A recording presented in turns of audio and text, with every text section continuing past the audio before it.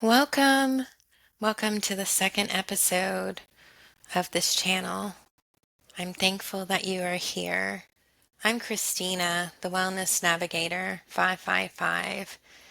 This week, we're going to focus on the 4 keys to inner peace, also known as a peaceful mind, using the Yoga Sutras of Patanjali. I'm going to be focusing on chapter 133. And in case you're wondering what the Yoga Sutras are, the Yoga Sutras are texts that were created thousands of years ago. These texts are what yogis use to live by and to help form their practice. They guide us to ultimately getting closer to who we really are and also to mastering our mind. Sound good?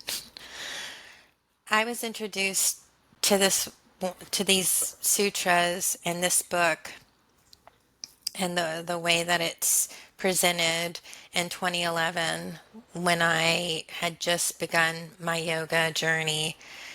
And this is the sutra that I am sharing with you today is the first one I learned, and I have found very helpful in my day-to-day life, and I hope it helps you as well.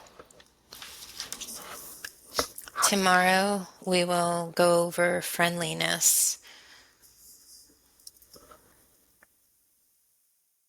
By cultivating attitudes of friendliness towards the happy, compassion for the unhappy, delight in the virtuous, and disregard toward the wicked, the mind stuff retains its undisturbed calmness.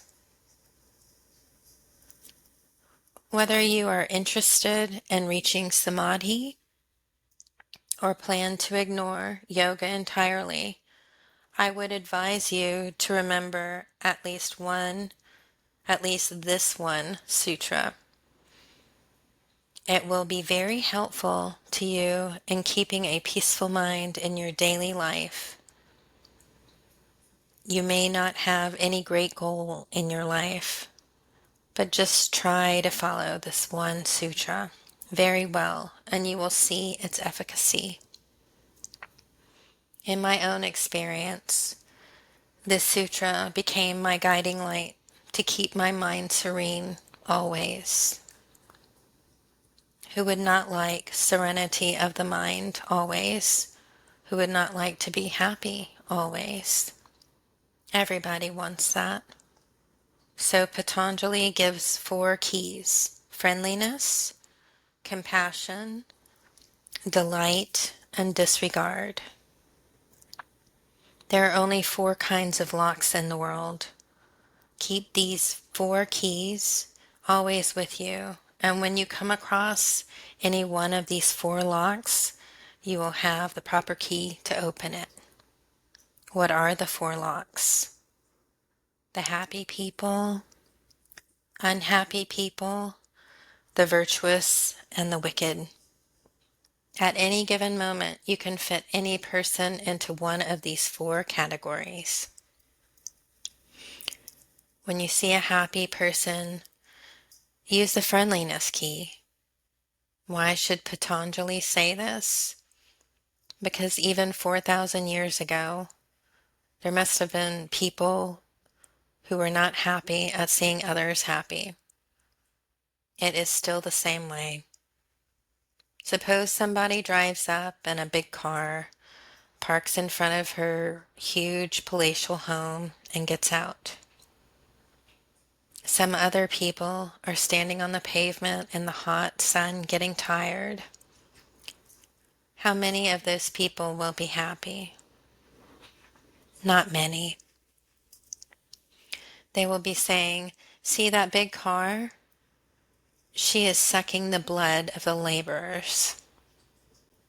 We come across people like that. They are always jealous.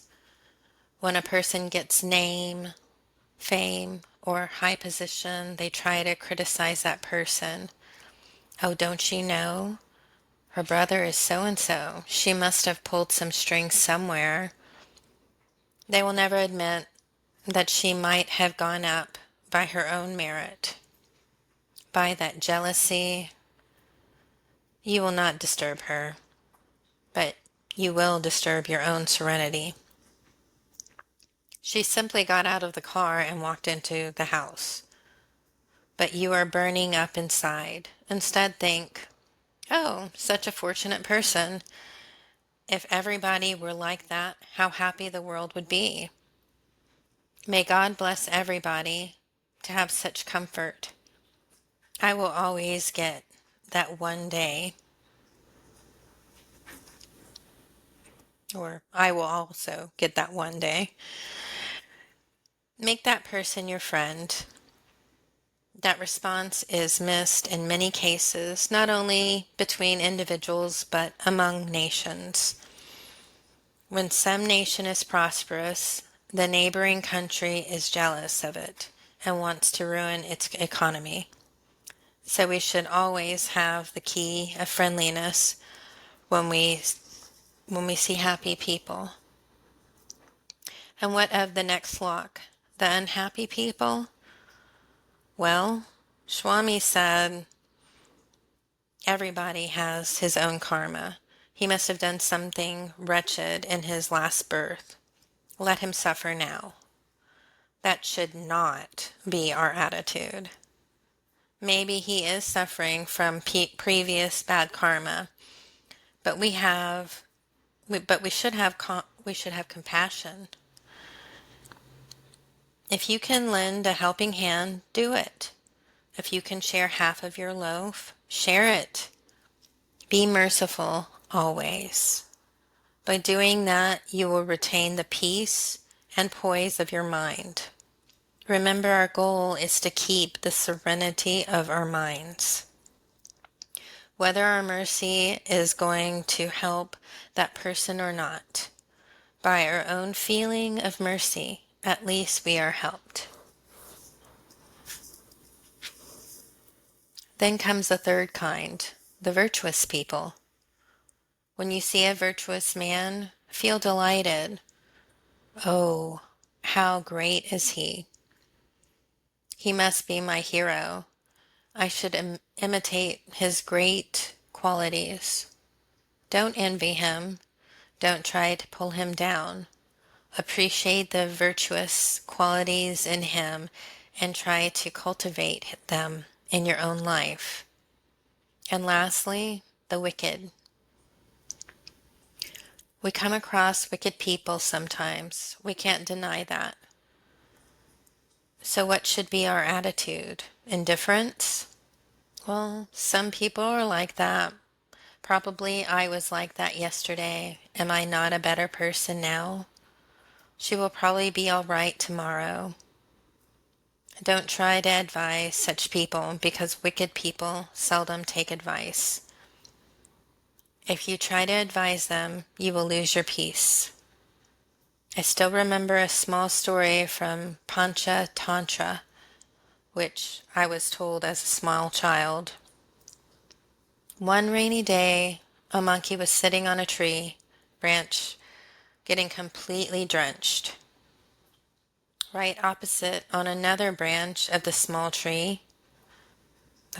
tree, there was a small sparrow sitting in its hanging nest. Normally, a sparrow builds its nest on the edge of a branch so it can hang down and swing around gently in the breeze. It has a nice cabin inside with an upper chamber, a reception room, a bedroom down below, and even a delivery room if it's going to give birth to little ones. Oh yes, you should see and admire a sparrow's nest sometime. So, it was warm and cozy inside its nest, and the sparrow just peeped out and seeing the poor monkey said, "Oh, my dear friend, I am so small. I don't even have hands like you, only a small beak, but with only that I built a nice house, expecting this rainy day.